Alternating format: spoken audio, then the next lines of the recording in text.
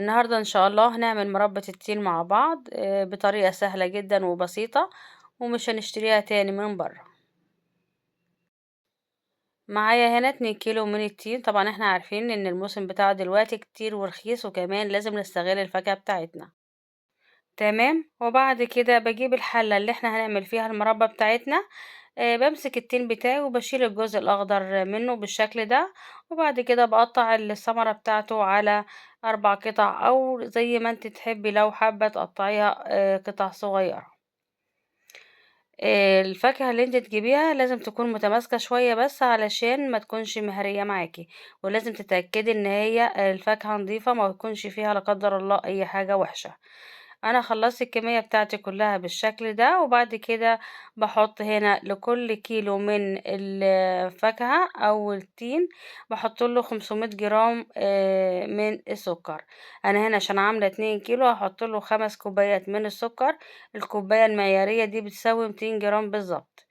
انا هنا حطيت 3 وهقلبهم بالشكل ده، وبعد كده هحط الكوبايتين الباقيين. كده انا حطيت ال5 كوبايات ل2 كيلو من التين، لكن لو هتعملي نص الكمية هتحط 2.5 بس من السكر لكل كيلو من التين. تمام، او الفاكهة. خلاص كده انا ممكن دلوقتي اسيبها من ساعة لساعتين، او تبيتيها من بالليل لحد الصبح، طبعا حسب الوقت المتاح عندك. لكن انا هنا عشان مستعجلة هرفعها على النار على طول. كده انا رفعت الفاكهة بتاعتي على النار او المربى بتاعتي على النار، وهسيبها لحد ما تنزل المية بتاعتها. ولازم تهدي النار على المربى بتاعتك علشان ما تتلسعش منك. انا هنا جبت فرشة وحطيتها في المية، وبعد كده بنزل كل الحبيبات اللي على جوانب الحلة علشان المربى ما تسكرش مني.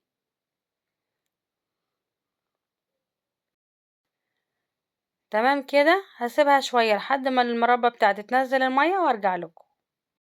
شايفين كمية المية اللي نزلت من الفاكهة بتاعتنا؟ يعني مش محتاجين ان احنا نضيف مية خالص، علشان كمان احنا مش عايزين الفاكهة بتاعتنا تقعد مدة طويلة على النار. وهستمر في التقليب من وقت للتاني علشان المربى ما تتلسعش مني. ما تنسيش لو عجبك الفيديو تعملي لايك وشير وسبسكرايب علشان يوصلك مني كل جديد، وكومنت محفز زي كده حلو علشان يشجعني. وحط اللايك علشان اللايك بيرفع الفيديو. وبعد ما المربى غليت معايا هحط هنا الليمون بتاعي. لكل كيلو من المربى ليه ليمونة كبيرة واحدة بس. ولو متوفر عندك عسل كلوكوز احنا عملناها قبل كده بالعسل، لكن اللي مش متوفر عندك خلاص اعملي زي ما انا عملت بالشكل ده. انا عاملاها هنا من غير عسل كلوكوز، وعاملاها كمان بسكر التومين، وان شاء الله هتعجبك وهتبقى زي الفل. وهستمر في التقليب من وقت للتاني زي ما قلت بالظبط علشان الحلة متشيطش منك. وكل ما يظهر الريم هنشيله بالمعلقة، بس خلي بالك ان انت ما تشيليش جزء كبير من المربى بتاعتك. عايزة اقولك على ملحوظة صغيرة، ما تعمليش المربى بتاعتك في الألمونيا علشان لونها بيغير معاكي. اعمليها في حلة استانلس او حلة صاج بالشكل ده. خلاص المربى بتاعتي بدأت تاخد قوام، وكمان هقولك ازاي تعرفي القوام المظبوط بتاعها. تمام، بدأت تبقبق معايا بالشكل ده او تتقل معايا بالشكل ده، وبعد كده بختبرها بالمعلقة بتاعتي. اول حاجة تنزل معاكي نقط تقيلة بالشكل ده، او تجيبي ظهر المعلقة وتعملي عليها خط. لو قفلت معاكي يبقى كده لسه ناقصها سوا. او نعمل اختبار تاني، نجيب طبق من الاطباق بتاعتنا ونحط فيها نقطة من المربى. هحط فيها نقطة من المربى بالشكل ده، لو وقفت يبقى كده السوا بتاعها مظبوط.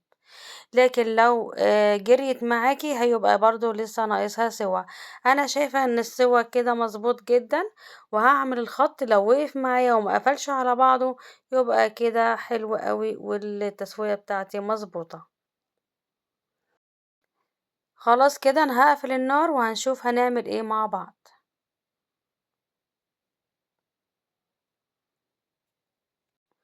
ودي المربى بتاعتي بعد ما رفعتها من على النار. بجيب البطرمانات تكون معقمة كويس جدا، ويكونوا الاتنين سخنين علشان البطرمان ما يفرقعش منك. تمام. وهعبي المربى بتاعتي في البطرمانات واملاها على الاخر واقفلها كويس جدا. وبعدين بتجيبي فوطة مبللة بمية سخنة وتمسحي البطرمانات بتاعتك وتنضفيها. احنا مش عايزين نشتريها بالغالي من برا وهي رخيصة، حتى لو تكلفتها غالية انت ضامنة جودتها ونظافتها في البيت، وكمان خالية من المواد الحافظة وسكر قليل جدا. يلا جربيها وادعيلي وان شاء الله هتعجبك.